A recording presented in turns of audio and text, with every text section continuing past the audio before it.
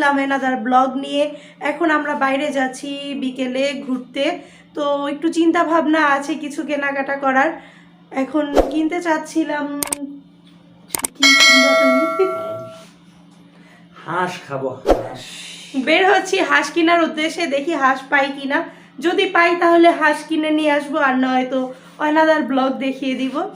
আর যদি পেয়ে যাই তাহলে হাঁসটাকে কিভাবে কি করতে হবে সব কিছু মিলে আপনাদেরকে আমরা ব্লগে দেখিয়ে দিব। সো চলুন ভিউয়ার্স, যাওয়া যাক, বের হই। চলে আসলাম আমরা হাঁস কিনতে বাজারে। অবশেষে হাঁস পেয়েও গেছি, এখনও দামাদামি করছে, দেন আমরা হাঁসটা কিনে বাড়ি ফিরবো।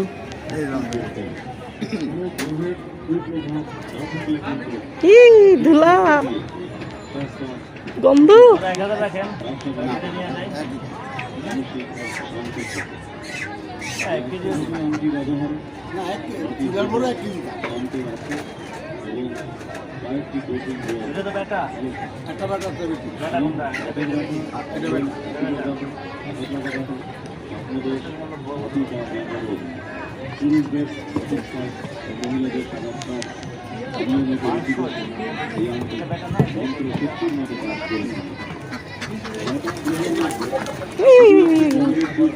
দেখছি আম্মু, এগুলো হাঁস। হাঁস দেখেছো? দেখেছো তোমার বাবা হাঁস কিনছে।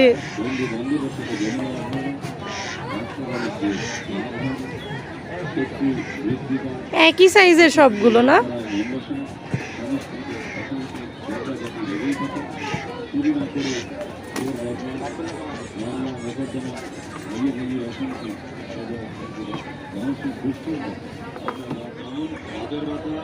আমাদের হাঁস কেনা মোটামুটি শেষ। কত দিয়ে কিনলো? 600 টাকা। 600 টাকা নিল, একদম ক্লিন করে পরিষ্কার করে দিবে। সো এটা এখন ওনারা কাজ করছে, আমরা একটু হাঁটবো, দেন হাঁসটা নিয়ে বাসায়। হে এভরিওয়ান, আমাদের হাঁস কেনা মোটামুটি শেষ। আমরা প্রায় কত টাকা দিয়ে যেন কিনলাম? 600 টাকা দিয়ে আমরা হাঁসটা কিনেছি। অ্যান্ড তারা এই 600 টাকার ভিতরে সম্পূর্ণভাবে ক্লিন করে একদম আমাদেরকে দিয়েছে। আমি এখন আপনাদেরকে দেখিয়ে দিব। এটা হচ্ছে হাঁসটা, দেখি তারা কিভাবে ক্লিন করেছে। হাঁসটা কিন্তু 1 কেজি 100 গ্রাম হয়েছিল না? 100 গ্রাম সামথিং হয়েছে, বাট ভিতরেটা বাদ দিলে আমরা 100 গ্রামই ধরছি। 1 কেজি 100 গ্রাম আর কি। আরে বাবা, অনেক ছোট, একদমই ছোট। আমার একাই হইব। তোমার হাঁস প্রিয়, তোমার একা খাবা না তো কি করবা? না, অনেক ক্লিন ঠিক আছে, করছে, একেবারে পুরোপুরি ক্লিন করা হয়ে গেছে। কিন্তু যাক, এটাকে এখন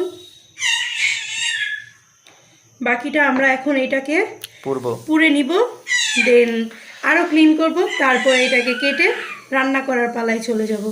ওকে ওকে। কিছে খুশি? হাঁস খাবা? হাঁস খাবা? হ্যাঁ, কি বাবা কিছে? কি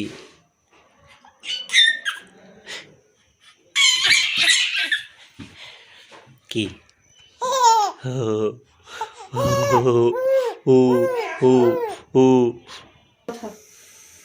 এখান থেকে বড় স্টার্ট করব। আমি অ্যাকচুয়ালি কখনোই হাঁস এভাবে পোড়াই নেই বা কোনো কিছুই করি নেই, সো করতে পারিও না। ফার্স্ট টাইম এভাবে করছি, জানি না কেমন হচ্ছে আর ঠিকঠাক হচ্ছে কিনা। লাঠি আছে না, একটা লাঠি মুখের ভিতরে দিলে হাতে লাগবো না। মুখের ভিতর লাঠি কিভাবে দিব? তুমি একটা লাঠি দাও, আমি দেখাইছি। দেখছো বুদ্ধিটা? কিন্তু আমি জানি না, বাট বুদ্ধিটা দিল সে নাকি আগে হাঁস পোড়াতে পারতো। পারি নাই, দেখতাম। ও তাই? যাই হোক, এখন সেই অনুযায়ী করছি। আমি কখনোই এগুলা করিনি, তুমি জানো। লোহাটা গরম হয়ে যাবে, তুমি লোহাটা গরম হলে এখন কি করে? আর কাঠ দিলে তো ভিতরে পুড়ে যাবে। না, কাঠ দিলে পুড়ে না। গাছের সালি এক্সাক্ট হচ্ছে কিনা আমি বুঝতে পারছি না।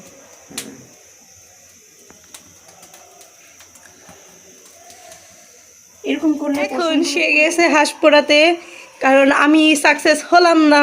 আমি এটা কখনো পুড়ি নাই, এটা সম্পর্কে এতটা ধারণাও আমার নাই। হাঁস খাইতে যেমন মজা, পোড়াইতে তেমন মজা। রামতে খাটা খাটনি আছে অনেক। ওরে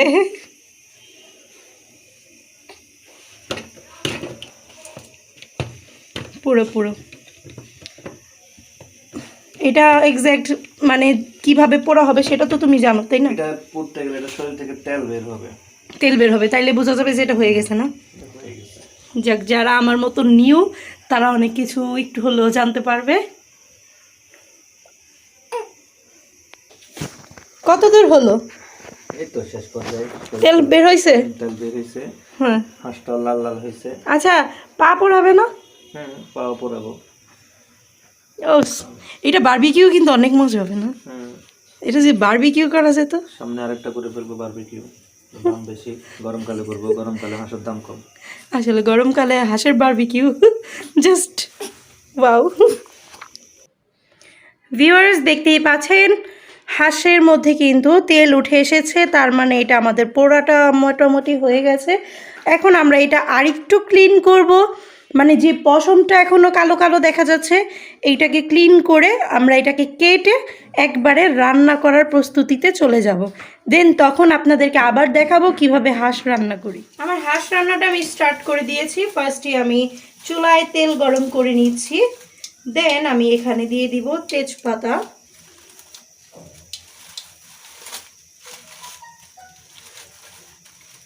তেজপাতাটা গরম হবে মানে গরম মশলাগুলো আমি আগে আগে দিয়ে দিব। দিয়ে দিচ্ছি দারচিনি, দারচিনিটা একটু ভেঙে দিচ্ছি। গরম মশলাগুলো ভাজা হলে আমি এখানে দিব পেঁয়াজ। তারপর পেঁয়াজটাকে ভেজে আস্তে আস্তে মশলা কষিয়ে দেন আমি মূল রান্নায় চলে যাব। এখন এইটা একটু ভেজে আসার পালা। এই আস্তে একটু সাইড চেপে নিন, সবাই সাবধান, একটু চুলার আঁচটা কমিয়ে নেবেন, কারণ এখানে গরম মশলাগুলো কিন্তু একটু ফুটতে থাকে, মানে ওটা ফুটা উঠে মানে ফুটা স্টার্ট করে আর কি। সো আমি এখন পেঁয়াজগুলো দিয়ে দিব।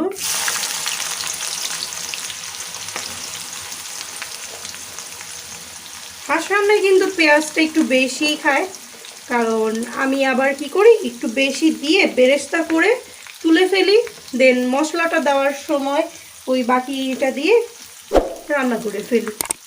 সো এখন এটা বেরেস্তা হওয়ার পালা, নেড়ে চেড়ে একটু বেরেস্তা হতে থাক, তারপর আবার ফিরে আসবো।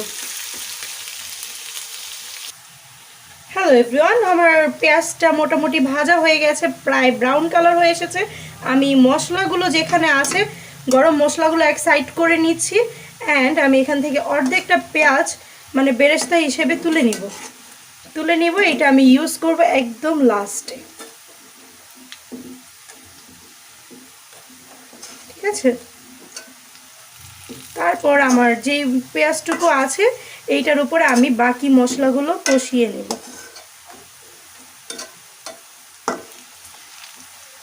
সো এই এতটুকু পেঁয়াজের ওপরে আমি এখন মশলাটা কষিয়ে নিব। একে একে আমি মশলাগুলো দেওয়া স্টার্ট করে দিই, ঠিক আছে? ফার্স্টেই দিব আমি আদা রসুন পেস্ট। আদা রসুন আমি একসঙ্গে পেস্ট করে রেখেছিলাম।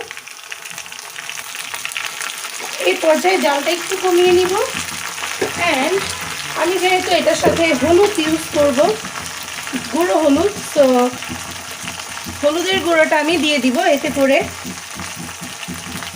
আদা রসুনের যে ছিটাটা আসে সেই ছিটাটা আসবে না।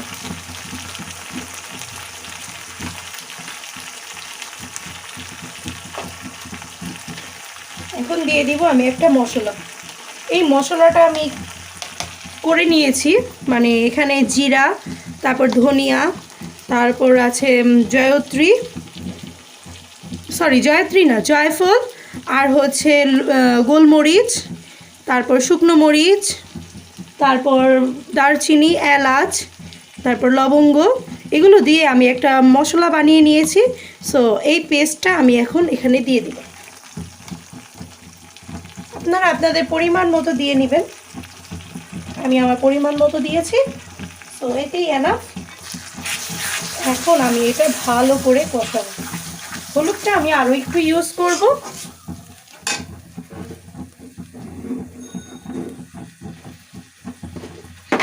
কারণ আমি তখন দিয়েছিলাম হলুদটা জাস্ট যাতে ছিটাটা না আসে। এখন আমি হলুদটা পরিমাণ মতো দিয়ে নিলাম। এখন এর মধ্যে দিব আবার মরিচের গুঁড়ো। কারণ হাঁস গরুর মাংস যেটাই বলেন না কেন, বরাবর গুঁড়ো মরিচটাতেই কিন্তু ফ্লেভারও ভালো আসে, কালারও দেখতে সুন্দর হয়। সো আমি গুঁড়ো মরিচটাই ফ্লেভার করব। অ্যান্ড আমি এখন এটা কষিয়ে নিব। জালটা বাড়িয়ে দিব আর দিব পানি। অল্প অল্প করে আমি পানি দিব আর কষাবো।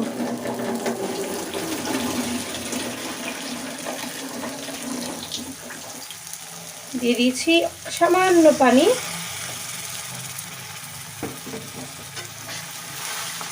এখন এটা কষাবো আর অপেক্ষা করব তেল উপরে ওঠা পর্যন্ত। যে পর্যন্ত তেলটা উপরে উঠে না আসবে সেই পর্যন্তই আমি এটা কষাতেই থাকবো। আমি লবণ দিয়েছিলাম না, ও লবণ দিতে ভুলে গেছি, তো দিয়ে দিচ্ছি পরিমাণ মতো লবণ। দেন আবার চেক করে বাকি বেশি লাগলে বা কম লাগলে সেটা আমরা দিয়ে নেব। আবার একটু পানি ইউজ করব। এই পর্যায়ে চুলার আঁচটা একদমই বাড়িয়ে দিব, কারণ বাড়িয়ে যদি মশলাটা কষানো হয় সেটার ফ্লেভারটাও ভালো আসে। আর খেতে কেমন এটা খাওয়ার সময়ই বলবো। তো মশলাটা কষানো হতে হতে আমরা ফিরে আসছি। এভরিওয়ান, আমার মশলাটা প্রায় কষানো হয়ে গেছে, দেখতেই পাচ্ছেন মশলার চারপাশে কিন্তু তেলটা উঠে গেছে আর কালারটাও একদম চেঞ্জ হয়ে এসেছে। সো এই পর্যায়ে আমি আমার মাংসটাকে দিয়ে দিব। এক এক করে আমি মাংসটা দিয়ে দিচ্ছি।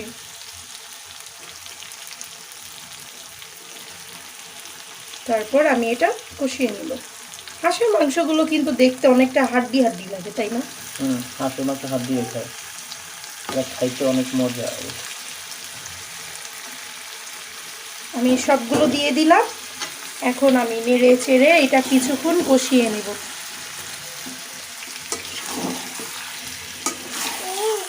মশলাটাকে কষিয়ে হাঁসের ভেতর থেকে যে পানিটা বের হবে আমি সেই পানিটার অপেক্ষায় থাকবো। আমি এখন কোনো পানি অ্যাড করব না। এখন আমি একটু নেড়ে চেড়ে পরে ঢেকে দিব।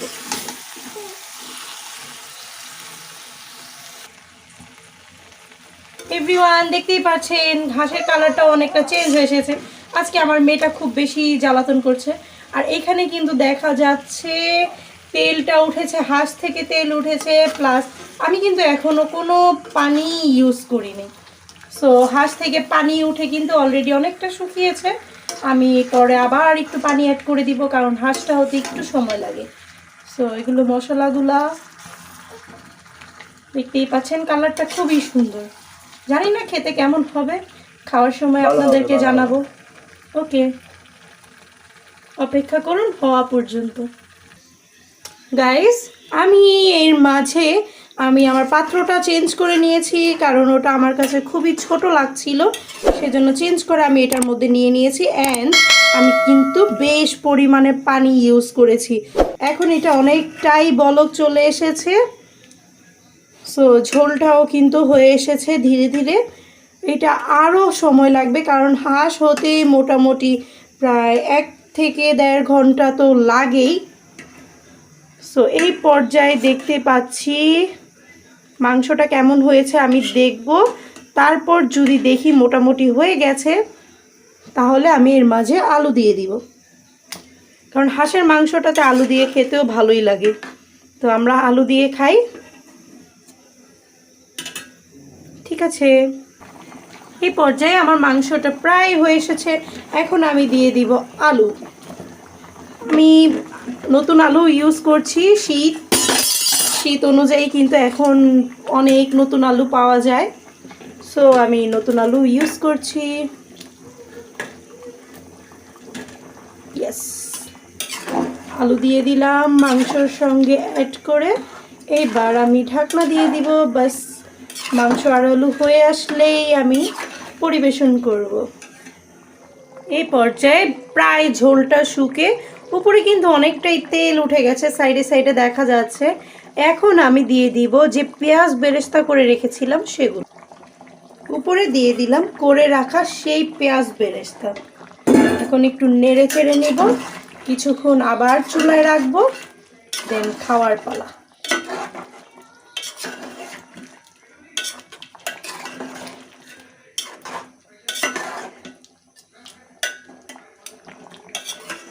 একদম ধোঁয়া উঠছে। তো আর একটু রেখে দেই 10-15 মিনিটের মতো, তারপর নামিয়ে ফেলবো।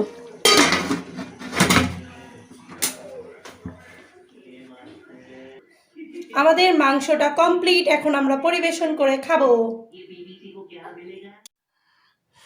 রান্না বান্না শেষ। মজা মজা। কি কেমন হলো রান্না? অনেক মজা হয়েছে। মাংস নরম হয়েছে? এভরিথিং ওকে, সব ঠিকঠাক আছে। যাক তাহলে ভালো। তোমার প্রিয়, তুমি খাও বেশি বেশি করে, লাগলে পুরো পাতিলি খাও। কারণ আমার কিন্তু তেমন একটা প্রিয় বলতে কি, আমি খাই মোটামুটি, বাট এত প্রিয় না।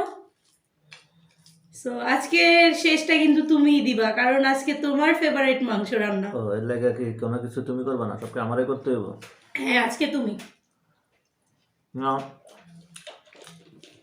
ভালো হয়েছে। হাঁসের মাংস খাইতে যেমন মজা, খাটাখাটনি আছে অনেক। Thank you. 2 ঘন্টা লাগছে এটা রান্না করতে। ভালো থাকবেন সবাই, আপনারাও খাবেন হাঁসের মাংস। শীতে হাঁস খাওয়াটা অনেক ভালো, কারণ হাঁস একটু গরম। ঠিক আছে, আজকের মতো এখানে আমরা শেষ করছি। খাবো, অনেক রাত হয়ে গেছে হাঁস সংক্রান্তে। এখন খেয়ে দিয়ে ঘুমিয়ে পড়বো। সবাই ভালো থাকবেন, সুস্থ থাকবেন। আল্লাহ হাফেজ। আর চ্যানেলটা সাবস্ক্রাইব করবেন। জানি আরো ভিডিওটা ভালো লাগবে না, দেখতে থাকেন, দেখতে দেখতে একদিন সব ভালো লাগবে, অবশ্যই ভালো লাগবে একদিন।